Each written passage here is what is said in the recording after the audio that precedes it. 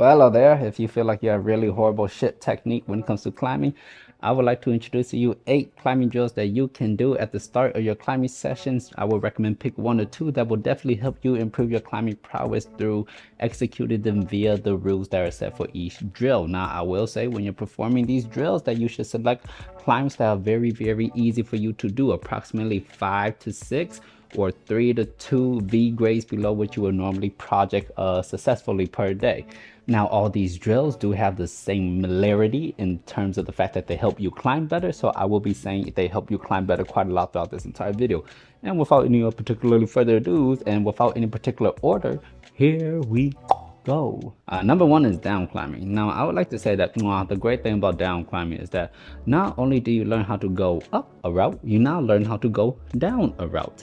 And just learning this little slight nuance of climbing in multiple angles, in this case up and down, will make you become a more complete climber. Because sometimes, this is more true for outdoors than anything, when you're climbing outdoors, you may have to traverse a little bit low before you go up a little bit higher.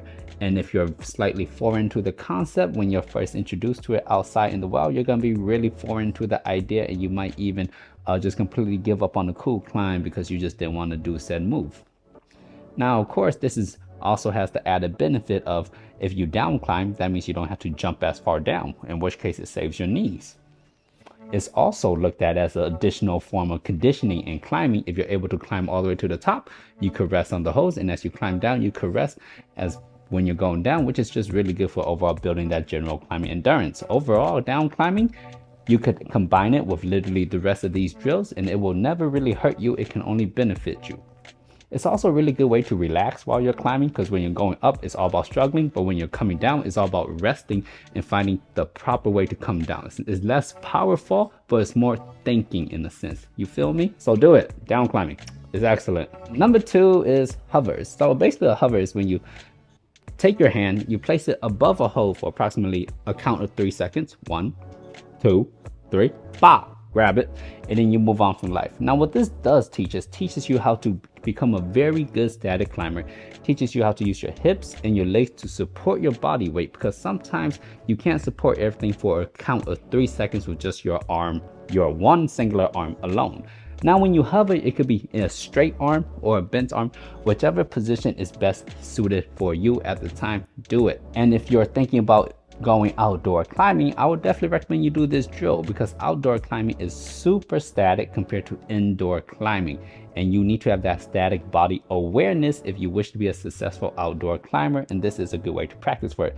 Not to mention, being static and being able to keep your entire body tension on the wall throughout the entire climb is a pretty good thing to begin with. Again, all these drills are good for body positioning. Number 3 is lockoffs. It's much like hovers, where you're holding your hand, but instead of holding your hand above a hole, you're just locking off the down arm for a count of 1, 2, and 3 seconds. What this does is it teaches you everything that the hover teaches you, but it also builds impeccable lock-off strength, impeccable static lock-off strength, I would say. Again, very applicable for outdoor climbing, and is very good for when you pull yourself up and you're just searching around trying to find a hole that may or may not be there. It's also a good way of building climbing confidence, because now you know that you're able to pull up to a certain position, you're able to hold it, and now that you're holding it, you have thinking time in order to execute your next move.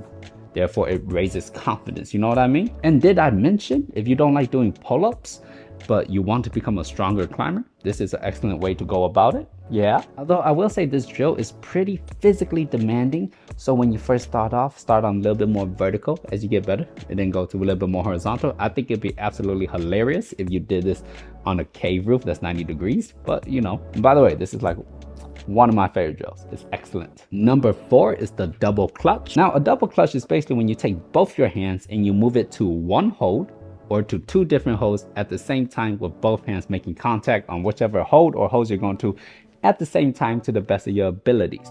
The great thing about the double clutch is that, 1, it teaches, oh my God, commitment. Just commitment out the ass. Like, you just have to let go of both hands at once, what you normally don't do except when you dyno. But so double clutching makes you a very dynamic climber. But now you don't need to do like super big, far dynamic moves. It could just literally be the next hold that's like a feet away. And therefore makes you more dynamic, makes you more committing of a climber. Also, when you get to the top of a climb and you have to double clutch, it's a little bit scary. Makes you more of a committing climber. And people don't know this, but having the mental game to say, ah, fuck it, yeah, is a very big part of being a really good climber. I've seen tremendously strong climbers, me included, give up at the top out because I was scared. And fear, you can't let fear hold you back. And this is a good way to overcome that fear.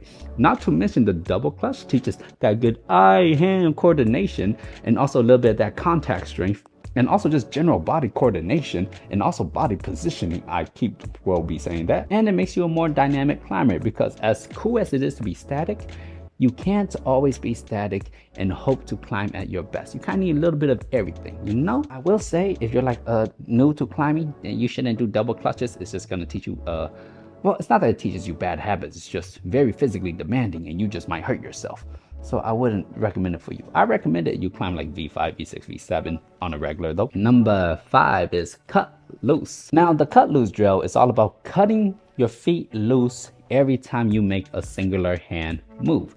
What this helps you do is it teaches you how to absorb shock. And it teaches you how to bring your feet back onto the wall very quickly. Because as much as we would like to say that good technique is keeping your feet on the wall at all times, that's just not true. Because sometimes efficient and better technique is you have to actively let your feet swing out and then replace them on the wall at a later date in order for you to move through the situation a lot more efficiently as opposed to just keeping your feet up on the wall. You feel me, dog? And also, much like with the double clutch, this type of climbing makes you a little bit more of a dynamic climber. Also makes you more of a committing climber. The commitment to cut the feet and the commitment to be strong in your upper body. And this drill is hilariously done if you do it on 90-degree roof because it looks really funny.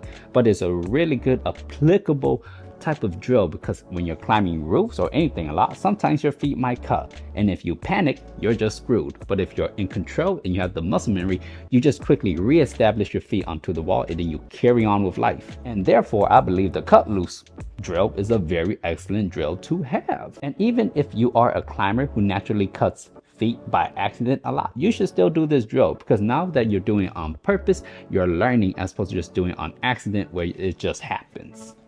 Number 6 is straight arms. Now this would be the number 1 drill I recommend for anyone who feels like they're struggling with the abilities to utilize their feet while climbing. Because when you're climbing with a straight arms, you can't have any bend in them to pull you up. You can only have push through your legs that will drive you vertically. And by being forced to climb this way, you're gonna do a bunch of hip twisting, a bunch of drop knees, a bunch of flagging, and that will teach you impeccable technique really quickly.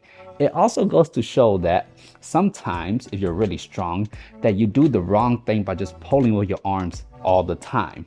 But whereas if you're a little bit weaker and you're a little bit more technical, you could use your strength a lot better. Of course, we want to have the best of both worlds, and this drill just teaches 1/2 of that world. Again, this drill, wow, fantastic for like beginner climbers that are super scared of climbing and they're always locking off in this super tight position.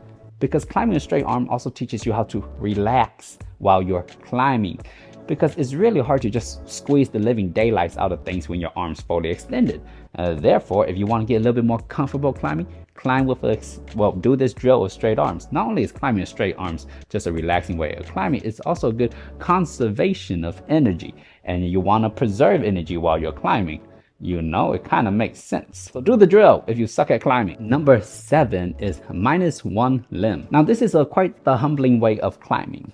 And when you -1 limb, there's 2 variants you can go about it. You can minus an arm or minus a leg. Let's talk about the elimination of the arm first. One arm climbing is very good at teaching you how to utilize the momentum of going out and then into the wall. Out and then back into the wall. Out and then, you get it. Because you only have one arm, you have to force your entire body momentum to go into the flow of the wall, lest you just fall off and you try to reach statically and your feet aren't balanced. Now, the only particular downside about one arm climbing is it's one arm at a time, therefore you have to do the other one. And the risk about one arm climbing is if you're not very strong, there's a chance you might hold on to a hole, everything might cut loose, and all that weight will be going onto your one hand.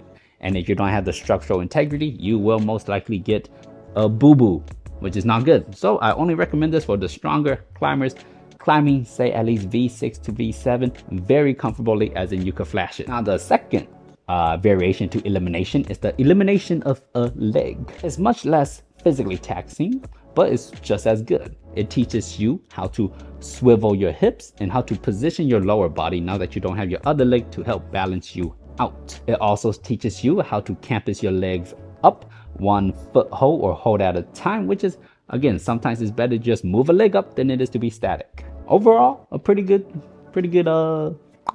drill. Try it. Drill number 8, speed run. Now, typically speaking, the faster you are at something, the more efficient you are at it. Look at sprinters. They're really good sprinting form. Marathon runners, they could run very marathoningly well because they have good form. Same goes for climbing. The faster you are at climbing, the more efficient your movement is. If you could turn a 60-second boulder into a 45-second boulder, you have 15 less seconds of work onto your muscular muscles. Therefore, you could add on an additional 15 seconds to the end of the original 60-second boulder. You catching with me? You playing the math? Now, how this would work is you would just choose a boulder about 1 to 2 grades below your max grade, and then you would climb it once. And then you would climb it twice, except the second time you're gonna try to go just a tad bit faster. And you will realize that as you repeat this process over and over again, you're gonna, 1, get faster, and 2, you're gonna discover better beta for it, allowing you to know that the first time you climb something isn't the best way to climb it, normally speaking.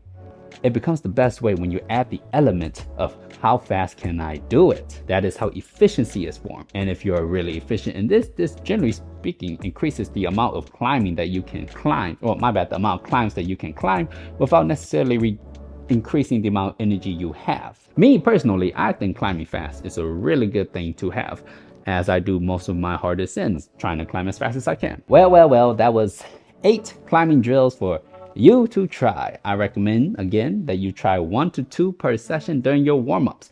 If you suck at climbing, I recommend you try number 6, straight arms, number 1, down climb, and number 2, hovers, for approximately 30 minutes per session, and you could interchange them however you like. Well, that was the video. Thanks for watching, and I'll see you next time, partner.